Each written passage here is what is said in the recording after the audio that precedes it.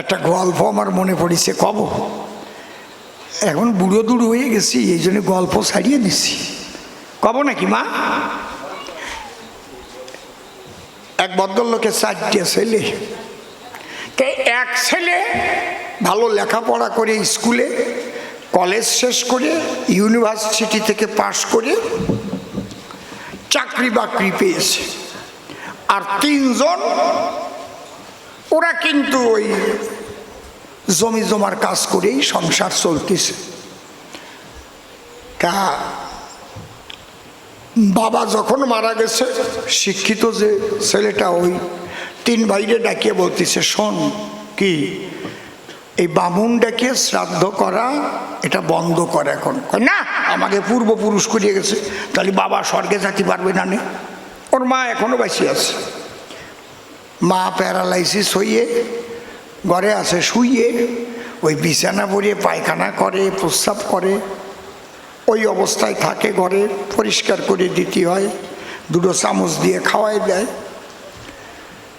মানে এক ভাই যদি কয় যে ওনাদের দিয়ে শ্রাদ্ধ করা ঠিক নয়, 3 ভাই বলে না, না করলে হবে না, তাহলে আমার বাবা যদি স্বর্গে না যায়, কয় ঠিক আছে কর, যা বামন বাড়ি দিয়ে ফর্দ নিয়ে আয়।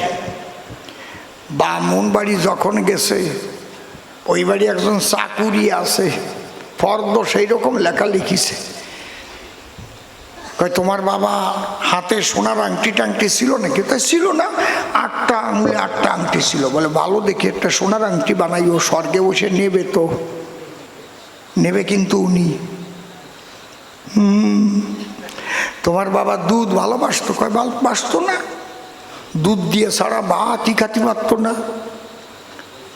কেমন গাই দুধ ভালোবাসতো? হয় কালা রঙের গাই,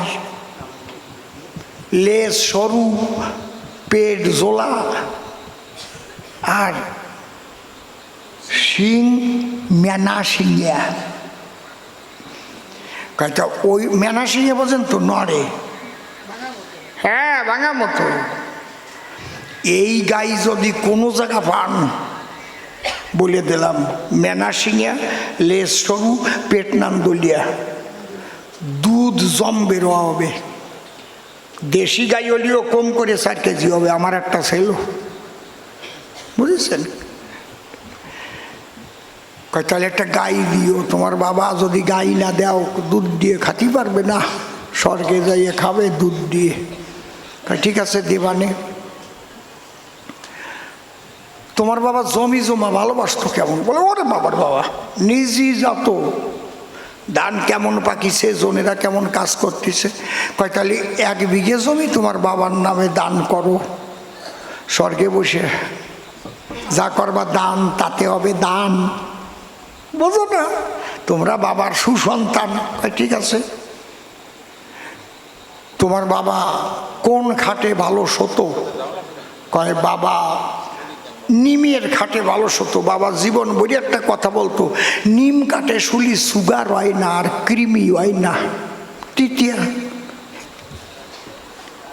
কয় তাহলে নিম কাঠ দিয়ে একটা ভালো খাট বানায় আনো।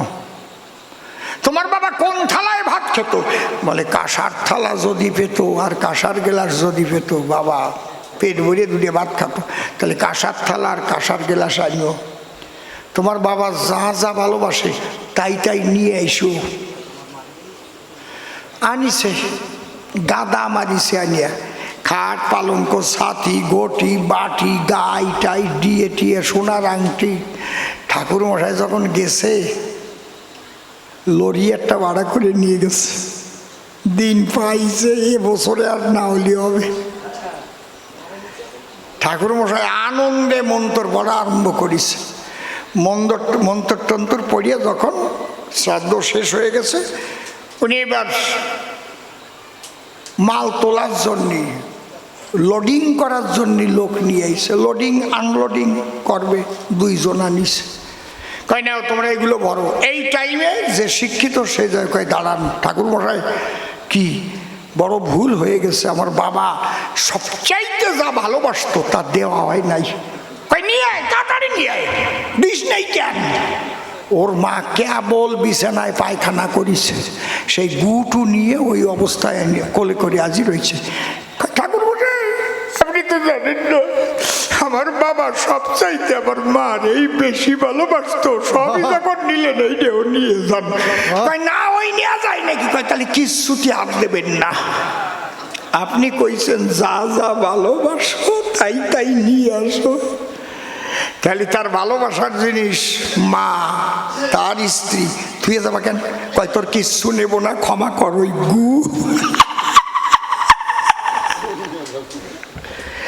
এইরকম মানুষের পালায় যদি পড়ে দৌড়ে সারে। ব্রাহ্মণ নিন্দা আমরা করি না কখন। খাঁটি ব্রাহ্মণ হলে সব দিতে পারি তার চরণ তলে, বুঝলে? কিন্তু বড় বড় দান পেলে, ও বড় বড় দক্ষিণা দিলে যাদের আনন্দে ভরে ওঠে মন, আর দক্ষিণা যদি কম হয় টিক্কি খারাপ হয়ে যায়, এগুলোরে ব্রাহ্মণ কয় না, কয় বাউন, খালি জানে খাওন।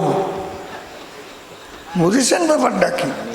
এই জন্যে মতুয়া যারা অবৈদিক ভক্তিবাদে শ্রদ্ধা অনুষ্ঠান করে, তারা যদি দুফোঁটা চোখের জল দিয়ে ঈশ্বরের কাছে প্রার্থনা করা যায়, হে প্রভু বিশ্বপিতা, শোনো তুমি আমার মনের কথা, আমার বাবা কিংবা মা ভুলক্রমে এতটুকু পাপ যদি করে কভু, কথা নিও সমস্ত পাপের সাজা আমাকে দিও। আমার মায়ের বা বাবার আত্মা তোমার চরণ তলে তুমি স্থান করে দিও। এই বলে যদি চোখের জলে সাধুগুরু বৈষ্ণবরা একত্রিত হয়ে বলে, তাহলে সেই আত্মা মুক্তি পেয়ে চিরশান্তির দেশে যায়। কোনো তন্তর মন্তর দিয়ে নাহি হয়।